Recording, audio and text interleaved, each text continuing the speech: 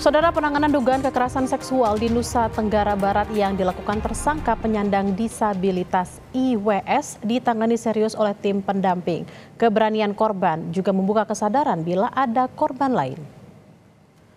Komite Disabilitas yang mendampingi penyidik Polda NTB kemarin menegaskan penyandang disabilitas memiliki kemungkinan melakukan tindak pidana kekerasan seksual. Meski demikian, Komite Disabilitas Daerah NTB akan memantau selama penanganan kasus itu, hak-hak tersangka sebagai penyandang disabilitas terpenuhi. Ya, disabilitas sama di muka hukum, termasuk apakah kemudian disabilitas bisa melakukan tindak pidana? Sangat bisa, sangat bisa.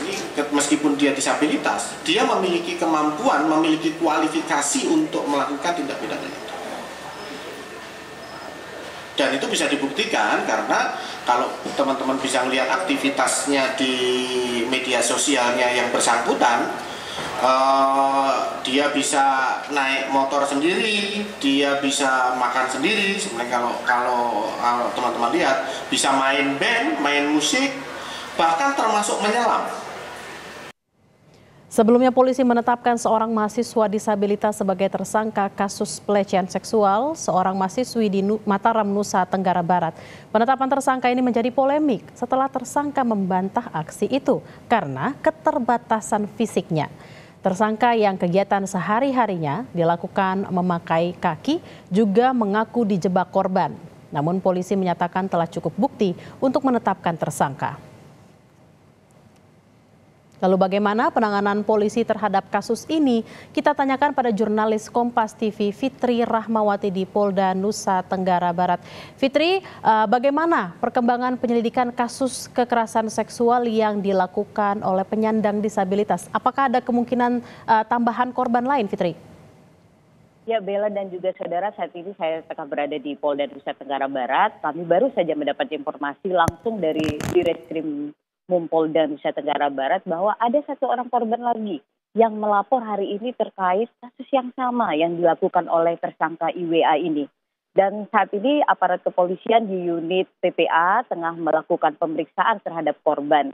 Dan kami juga mendapat informasi dari Komite Disabilitas Nusa Tenggara Barat bahwa banyak juga yang melapor selain satu orang tersangka ini yang sudah resmi melapor. Jadi ada dua orang korban yang telah resmi melapor di Polda Nusa Tenggara Barat ini, tapi juga ada 10 orang korban lain yang juga melaporkan kasus yang serupa, yang mereka laporkan juga pada Komite Disabilitas Nusa Tenggara Barat ini.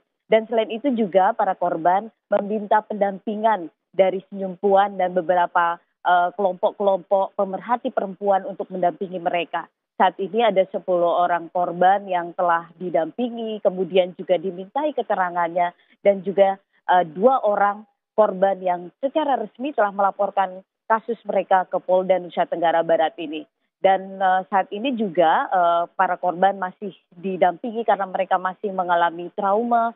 Kemudian ada juga beberapa korban yang menutup media sosial mereka karena khawatir dan merasa dirinya tertekan. Mengingat banyak sekali informasi dari publik yang menganggap mereka melakukan atau memberikan laporan yang mengada-ngada karena melaporkan orang yang mengalami kekurangan atau disabilitas ini. Hanya saja Komite Disabilitas Provinsi Nusa Tenggara Barat mengingatkan kepada publik bahwa kelompok disabilitas juga memiliki potensi untuk melakukan tindakan kekerasan seksual. Artinya posisi KDD atau Komite Disabilitas Provinsi Nusa Tenggara Barat bukan pada posisi untuk membela tersangka atau pelaku, tetapi memastikan bahwa tersangka mendapatkan hak-haknya dalam proses hukum ini. Dan Mona, saya dapat informasikan kepada Anda dan juga saudara bahwa kasus ini telah masuk P19, bahwa sudah semua berkas sudah ada di Kejaksaan. Hingga sekarang Polda Nusa Tenggara Barat masih menunggu laporan dari Kejaksaan Tinggi Nusa Tenggara Barat untuk terus mereka melakukan koordinasi agar kasus ini bisa cepat ditangani dan ada titik terangnya. Demikian, Mona. Sudah ada 2 korban yang melaporkan ke polisi dan ada 10 orang yang sudah didampingi. Kita akan nantikan bersama apakah 10 orang ini juga akan melakukan pelaporan kepada polisi juga. Terima kasih Fitri Rahmawati langsung dari Polda Nusa Tenggara Barat. Selamat bertugas kembali.